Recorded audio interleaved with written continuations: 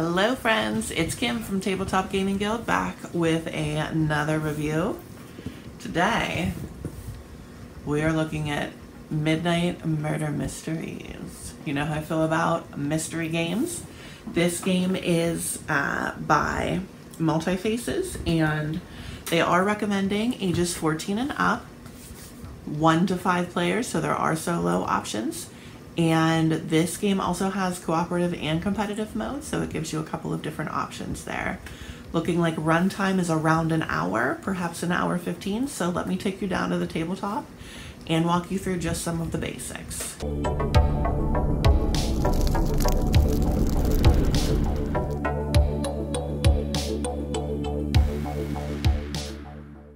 Alrighty, my dears, let's go ahead and take a look at this game. So, first thing that you're going to notice is that the board is very large, so I'm going to have to slide it in and out of the frame for you to be able to see. But we have the places where our event deck goes, and then we will flip a card for each round. This is the round tracker, depending on how many players that you have going, is where you will start. And then we have 4 different decks. The upper deck that is divided into 3 zones. The main deck, also divided into various zones. And you'll notice in some of the zones there are more than one element. And the lower deck, which is divided into zones, including Zone 10, which goes down to the hold, which is not pictured on the game board itself. So that is a little tour of the game board itself. Now, when you are setting up, you're going to first of all decide, are you just playing by yourself? Are you playing in cooperative mode with 2 to 5 people? Or are you going to play in competitive mode with 2 to 5 people? Now, in the directions, right at the beginning, some information that's going to apply to all of the cases. So make sure that you read through that. And that is, like I said, something that will apply to all of the cases. You also want to make sure that you know, as far as movement purposes go, that these little arrows tell you where you can travel, essentially where the elevators are, in between each of the decks. So once you are ready to play, you are going to open up one of the booklets and you will choose one of the mysteries. So we did the first one. The directions do tell you that you probably want to play at least one, probably I would recommend more than one amateur level before you go on to expert. But this little flap is going to allow you to flip through the book, which I'll explain here in a moment. So you want to pick and then read the scenario for your particular story. You then want to make sure that everybody has one of these papers. There's a whole tablet of them, and they are double-sided. This side is your deduction side, so once the game reaches either Revelations or the port, you'll fill this paper out. But the back of the paper, I don't want to tear that one out, but as you can see, well, what the heck. I'll be all wild and crazy here. So I can show you everything here. This is where you'll do your note-taking throughout your investigation. So you want to make sure everybody has one of those.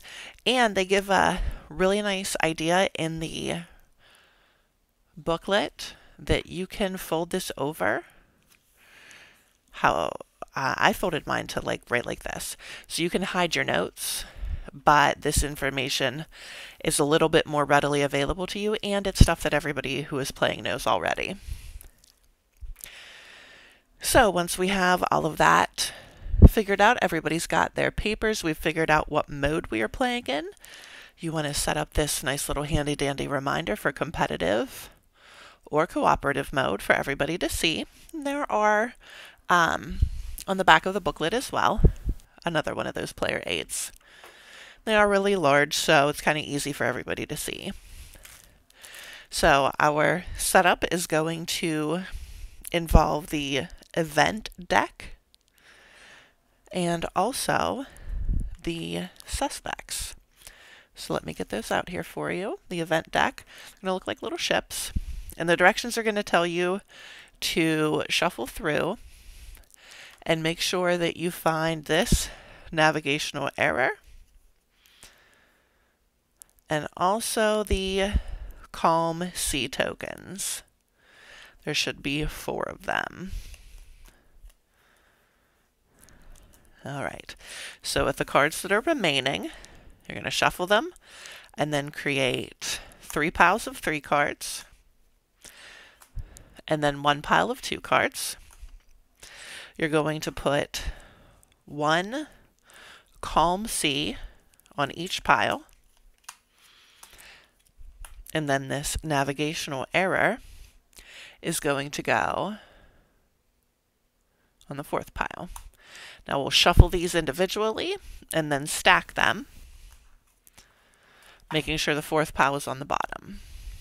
And then it will go in this area. The next things that you're going to do are setting up at random the suspect folks, the little pawns. So they are going to go, and I'll slide the board up for you, into zones 4 through 9, 2 suspects each. So just at random. And remember, like I told you, there are oftentimes more than one location in a zone. That's why we're calling them zones, so we don't get confused. And you'll notice that each of the suspect has a letter that corresponds to our list. So for example, suspect D is David. So once they're all placed out, then you are going to take your player token, which there are 10 different ones for you to choose from. They are gendered, so you got 5 men and 5 women. And then in reverse turn order, you'll decide where you're going to start. So we'll say that this token that looks just like my husband will go here, and this one that looks just like yours truly we'll put here. Also, depending on how many players there are, remember the tracker up top. We're going to start relative to wherever the tracker is. And then there are these little buoy tokens. Depending on how many players there are, each player will get a set number. And it's basically, if there are 2 players, you get 5 tokens apiece. And if there are 5 players, you get 2 tokens apiece. And then 3 and 4 are switched respectively. There's also this token that is called the last moved suspect token. And that'll make a little more sense here soon. And finally, we also have the purser token. The purser pawn, I should say, who will be in play as well. So once you read your presentation of the case aloud, we're going to start. So the first player is going to flip the top card in the event deck. Whatever number this is where the purser is going to move to. So they're in zone 2. Now, anytime the purser is in a zone, you may not question anybody, and you may not search. And the fact that the purser is here first is not such good news, because the murder is taking place each time in the luxury suite. And all of your suspects, their rooms are in zone 1. They are all numbered 1 through 12 on your sheet. These are their respective rooms. So, since the purser is in zone 2, we can't essentially for the first turn, you cannot inspect the crime scene. You're going to have to wait. Unless, of course, on your turn, you decide to make a move. So, in the cooperative mode, you may spend one of your 3 actions, because you have 3 action points. You may spend one of them to move the cursor a zone, if you would like to. Notice this red line here? We cannot move this way. That is the only place where that occurs. So the only way to get to zone 3 is by taking the elevator from zone 6. You may move that cursor also in competitive mode as well. So essentially what's going to happen in each round, each person is going to get 3 action points, and they're going to decide what they're going to do. In cooperative mode, all of your investigations are going to cost 2 points. Then, once you investigate, so let's say that my little character here wants to ask Charles a question. I can ask him what his alibi is. I can ask him if he witnessed anything, and I can ask him any type of motive he may have. And then what I will do in the case booklet is I will go to the corresponding paragraph, and I will read that information to myself. So if I want to find out if Charles has an alibi, at 412 is where I'm going to look. So I'm going to flip through here, keeping this little flap until I find paragraph 412. And luckily for me, none of the surrounding paragraphs are about this case. So that's none of your business. I was taking care of a work-related issue. That doesn't sound shady at all. So what I will then do, since this is cooperative mode, I will then make a hand gesture to the other folks. No, not that hand gesture that you're thinking of. If I think that this information is important, I'm going to give my group a thumbs up. If I think this information falls somewhere in the middle, like it's good information, but it's not going to crack the case, I'm going to give them a so-so. And if I think the information has literally nothing to do with anything, I'm going to give them a thumbs down ski. Now, if I were playing in competitive mode, the investigation looks a little bit different. I think this is really neat here. This is probably my favorite aspect of the game. So you can spend 2 of your action points to investigate, and then say you read it and you think to yourself, this isn't really going to bother me if everybody else knows this information. You can then decide to publicly share it and get 1 of those points back. There's no option for that in cooperative mode. All right. So now that I have investigated Charles, I want to go and search his room because that sounded a little shady to me.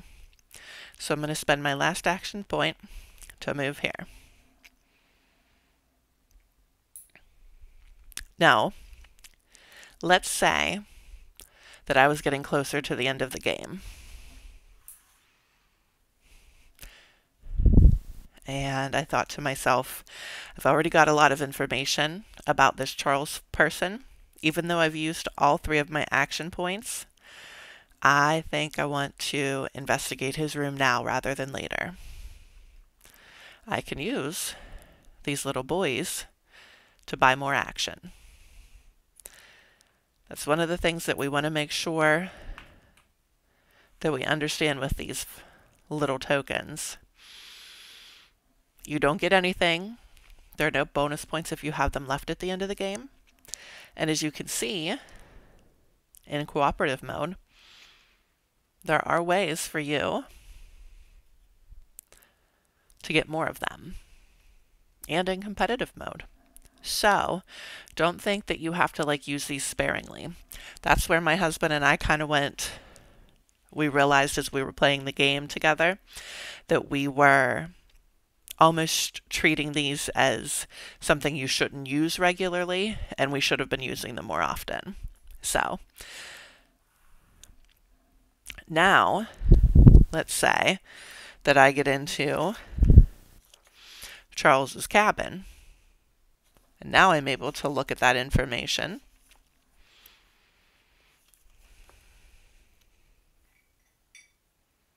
And there he is, 276. So now I find his paragraph about his room. Inside of the pockets is a striped suit in the wardrobe. You find an envelope, which contains several banknotes. There's also a note telling Charlie to use any means necessary to get the payment. It is signed Tony. Under the bed is a locked briefcase. So I'm going to record that information. Whoops, sorry about that.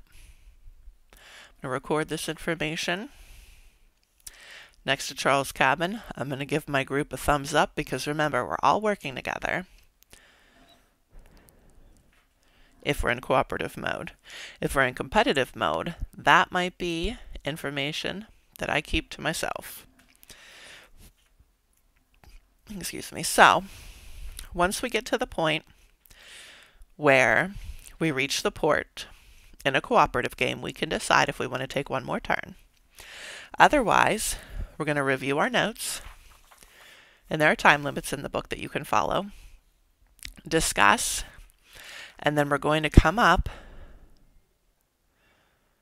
with our deductions. So, first we figure out who we think the culprit is, their motive, and finally their MO.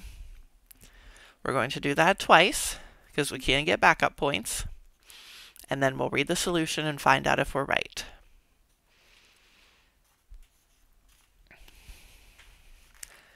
Now, if we were in competitive mode, at the end of the game,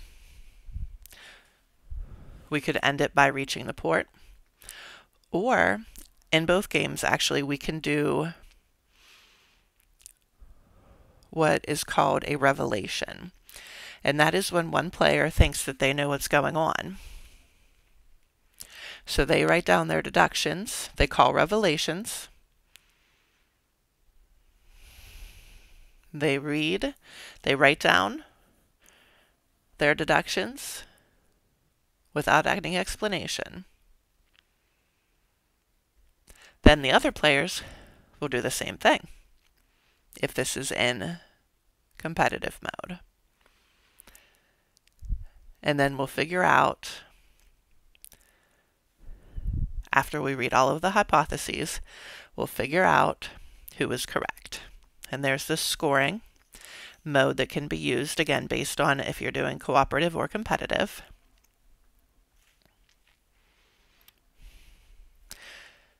So that's essentially how the game works. There are other things that happen in the turns themselves. For example, once you decide your turn is over, then you are supposed to move a suspect 1 or 2 spots, either towards you or away from you or what have you. And then after you move them, you put this last move token underneath them so we don't move the same person twice. And there are also specific rules if you decide that you want to play solo. There are also extra things that have to do as you go on with the cases. There are some extra little pieces like these question marks. Right, so there are more involved elements of the game as well. This is just a very basic sort of rundown that I gave you here. So let me bring you back up from the table and I'll talk to you about my final thoughts on the game. So final thoughts on Midnight Murder Mysteries. We're going to give this game a thumbs up. I do enjoy murder mystery games, and this is definitely a good one. Things that I like about the game: there is a solo aspect. Sometimes you just want to play a game on your own. There are a lot of different cases, so I'll be able to play several times. There are a lot of papers, so we don't have to worry about them running out or not having enough. I am excited to play a little bit more in hopes that it runs a little bit more smoothly. And I also am excited for it just being a decent party game that I'm going to be able to play with my husband or with a couple of other people. And it shouldn't be too difficult to teach to others either, which is a really nice aspect. So if you are interested in more of our content, please make sure you are subscribed to our channel. Please make sure to like this video. And as always, anytime you see a game out there that you think I would like, you know I love murder mystery games and games that are related to literature and words. So always leave those in the comments for me. Otherwise, have a great day, everybody, and I will see you next time.